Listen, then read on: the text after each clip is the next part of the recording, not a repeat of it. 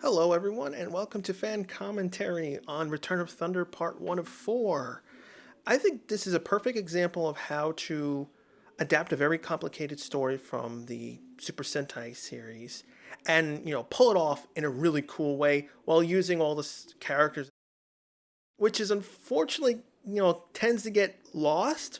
Whenever they adapt big moments in the Super Sentai footage, they'll focus so much on using that material, they end up losing our characters.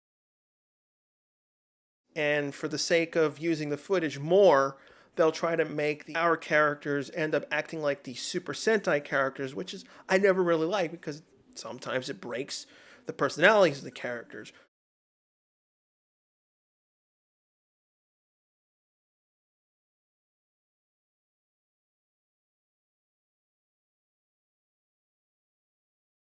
Basically, in Hurricaneger, the build up until the AVCHD brothers became good was a very long arc. I would say basically nearly half the season would be their allies. And one of the final hurdles they had to deal with was the brothers. In order to basically, the main goal of the season was to find a specific item in order to release, a darkness. And one of the prophecies to do that was the brothers had to attack each other and, kill each other.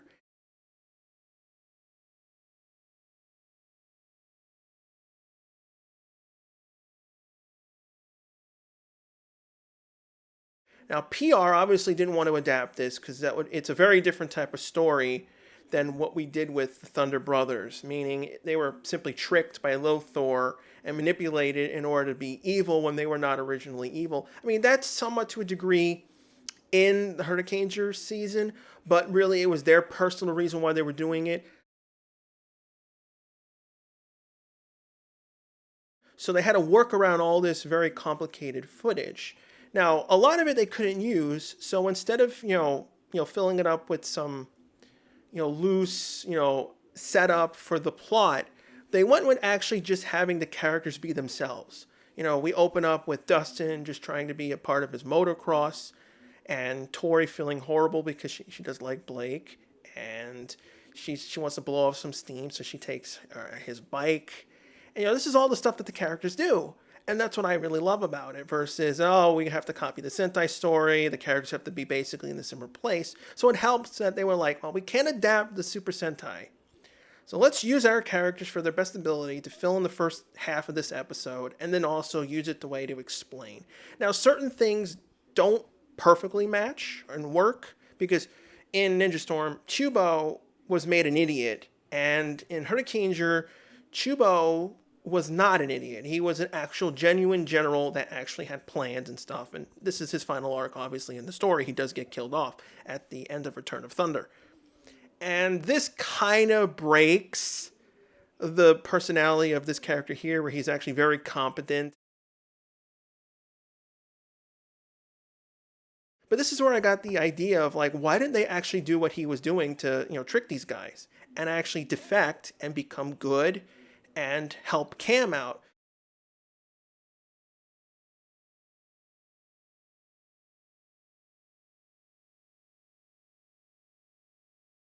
The writers even decided to not have Shane featured in part one, even when Hurricane Red was the key person to this whole arc.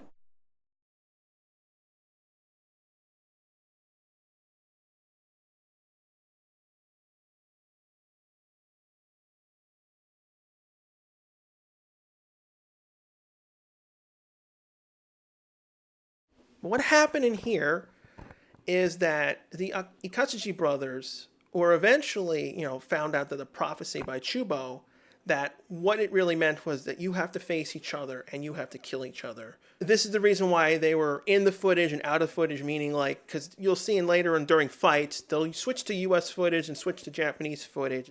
Eventually, what it was is that Iko was trying to, stomach what he had to do because he basically had to kill his brother and he didn't want to tell him anything. So that's what was going on. So what they did was in Ninja Storm, they changed it to, brainwashing. And I thought that was a really cool idea.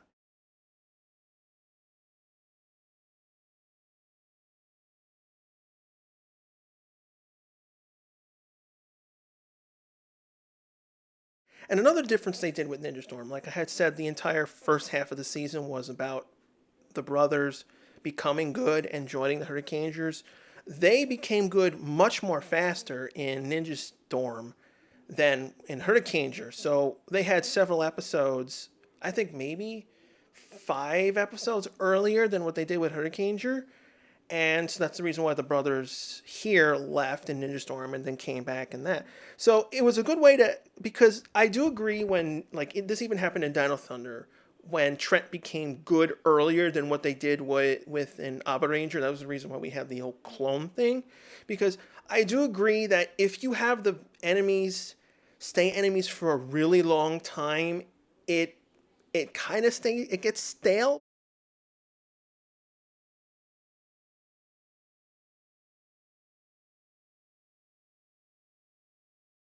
It's a ranger and you would like to see the ranger become good.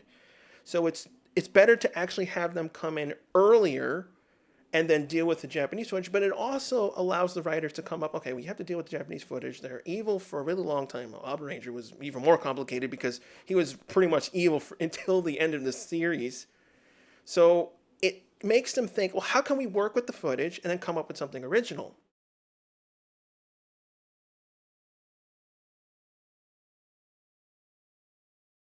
This is classic PR at its best because I love it when the writers are challenged. And they also bring in the obvious because, it shows these Rangers are not dumb. They're like, well, yeah, why would we, trust Chubo to want to turn, and Hunter and Blake are still, questionable because, they left on their own. They don't know what their loyalties are.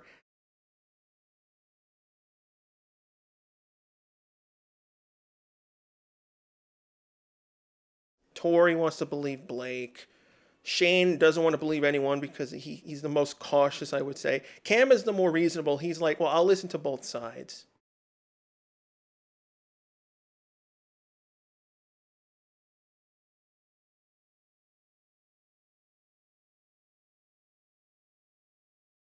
Now, I like this scene. Now, obviously, they're falling into a trap. Now, if you look really closely when they walk into the main room with Lothor, you'll actually see some of the Kelzak henchmen waiting for their cue just to the left of the screen when Chubo gets out of screen. Right there, you can see the Kelzak waiting for his cue to jump out.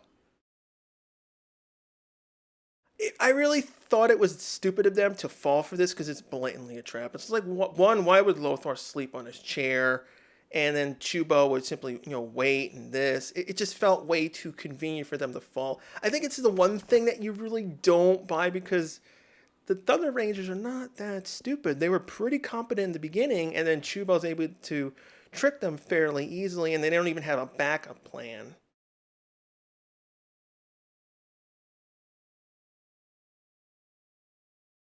It is a nitpick, but overall I accept it.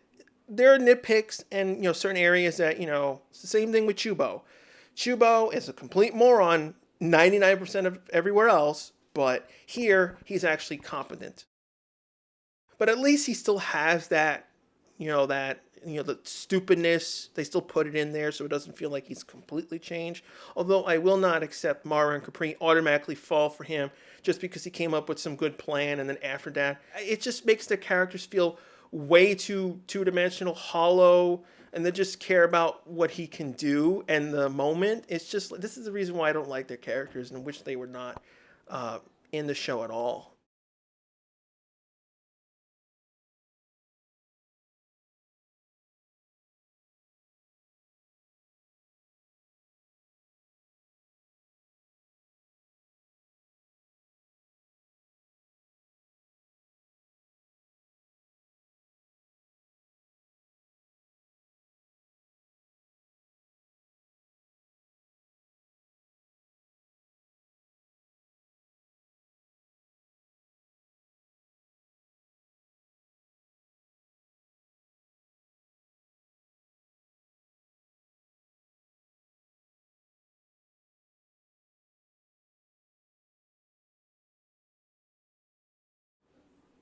Now, for the most part, the monster here is pretty much the same in Hurricane Drew. He was kind of like an afterthought. He did do the whole stinking thing, so that's consistent with the story.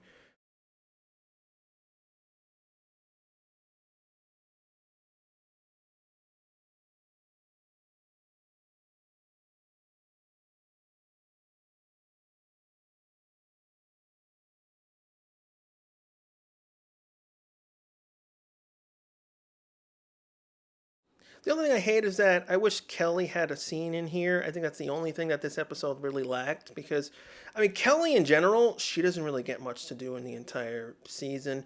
And I honestly think Dustin should have owned the store because it would have just been easier him just to run it. Because you can obviously see he can run it when Kaylee's not there. He can do it and deal with all any issues, and it would have been a nice little background piece.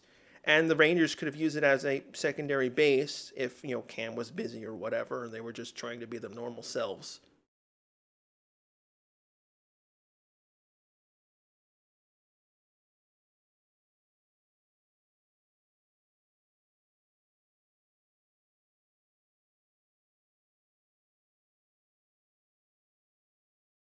I do like that Ninja Storm when they did the comedy where they point out obvious references and or tropes that PR always does. When they do it right, they do it right, and that's where I like when they do the jokes because the show has to poke fun at itself every now and again because we always have the same old thing: monster attacks, abandoned or semi-abandoned or factory warehouse areas.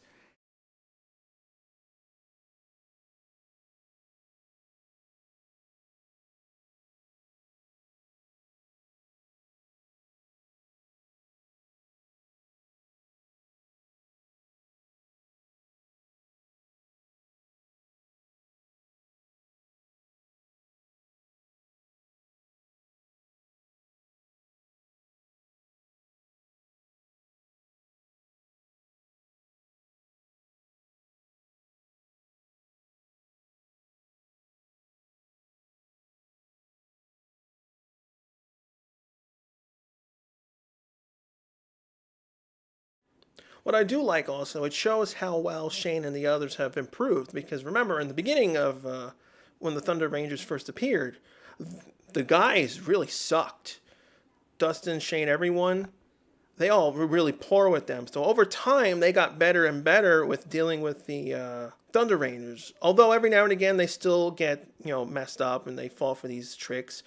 Yeah, I always wish they used the ability to do all these images like here, like giant hunter. I wish they had used them throughout this the season because it is a really cool power. I mean, that's how Dustin does his cloning ability. So I'm assuming all the Rangers have all these abilities that can do special powers. They just never really use it, which sucks because it's a really cool ability that could be useful. It's the same thing that happens in MMPR. It's like, the Dragon Shield has this really cool shield effect, and I bounce off lasers and other attacks. Never see it after he turns good. It's like all these cool abilities just get forgotten about.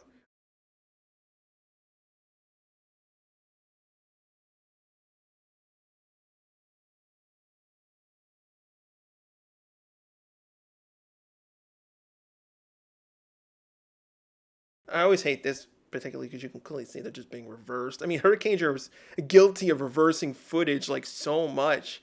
It was just a thing in the late 90s, early 2000 seasons where they would just do that a lot.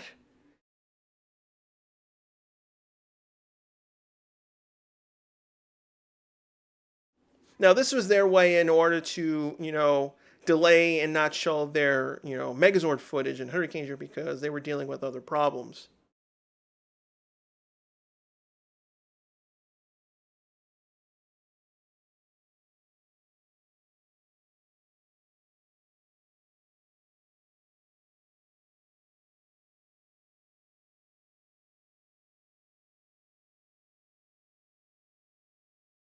I think this is the only time we actually see the Hurricane roll call that they mostly cut out when you see Red do that little pose. That's basically, the main pose they do in Hurricane.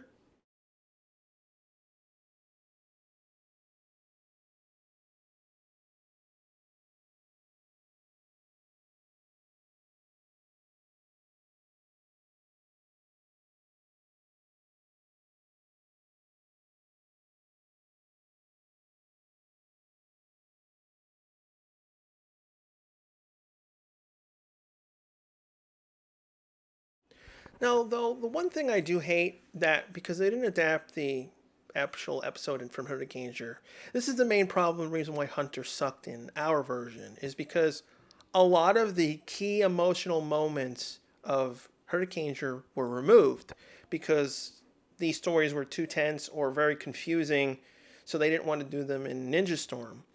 The effect is eco footage is gone. So without that, they didn't bother, making original episodes for Hunter, which is that's a problem on the writers themselves because there was nothing stopping them from making Hunter episodes. They could have created their original stories that just worked around footage and changed the Ranger. They've done that many times where there was a Ranger that was using the Sentai footage and they flopped it around.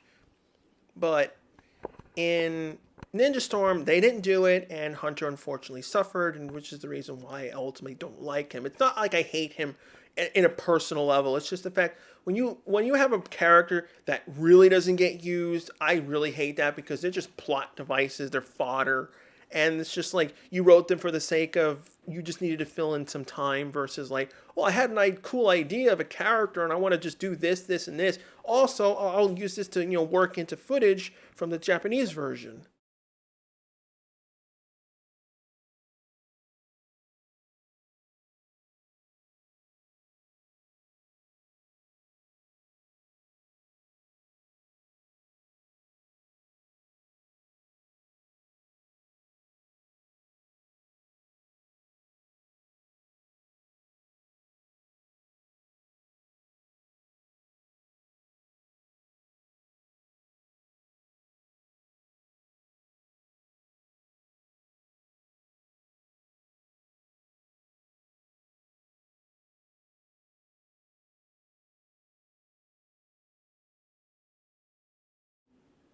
Now here, if you pay attention a little closely, I can show you like how the footage was manipulated in our version. If you pay attention when Blake and Hunter, skid to a stop and then talk to each other, if you pay attention, you can see that Hunter starts looking down, and he doesn't want to look at his brother because he found out that he has to kill him.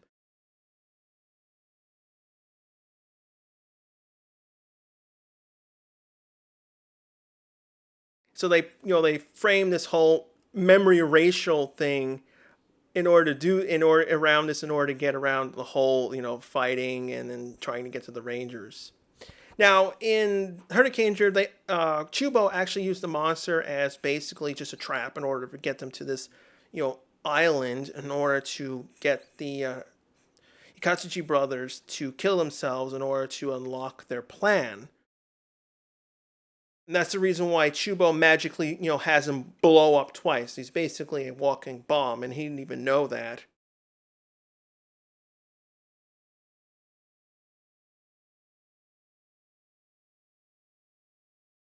So that's the reason why the Thunder Rangers also get thrown into the magical island because it doesn't really make any sense. If you can brainwash the Rangers, whether it's temporary or not, it would be more advantageous to use them for your own bidding rather than just get rid of them. Because, yeah, okay, they turn good and you hate them, but if you can manipulate them, I would do that. I would just keep them brainwashed and use them forever because that's the most torture you can give a person that turned good in this case.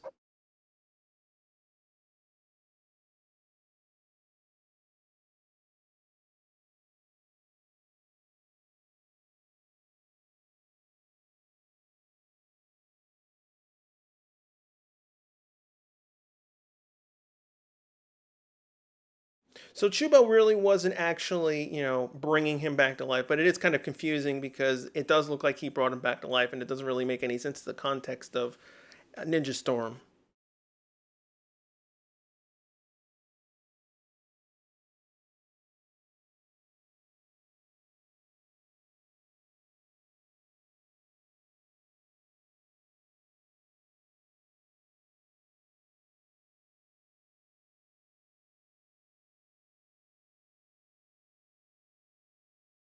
Although I will say that Chubo bounces around scenes really quickly because he was just on Earth, and in literally what, 15, 20 seconds he teleported back.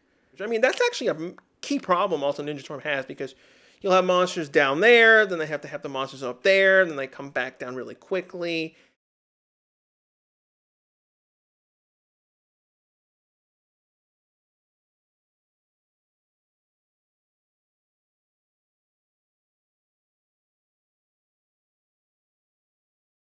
This played out a little bit differently in Hurricaneger. Shane was not actually separated. Hurricane Red was not separated with the others. They are actually pretty much teleported down with each other, although Eco was separated for particular reasons on purpose.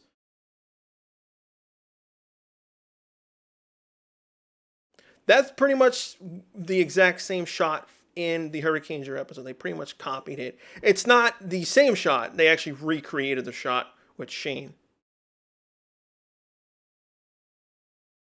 So I think this is my favorite arc in all of Ninja Storm because even though it's not as good as the Hurricaneger version of the story, theirs is more emotional and more, more beneficial to those characters. But Ninja Storm did what they could, and it came out really well to their benefit. And I wished many more seasons would adapt in this manner to their full potential of the characters. If you like my content, consider leaving a like and subscribing.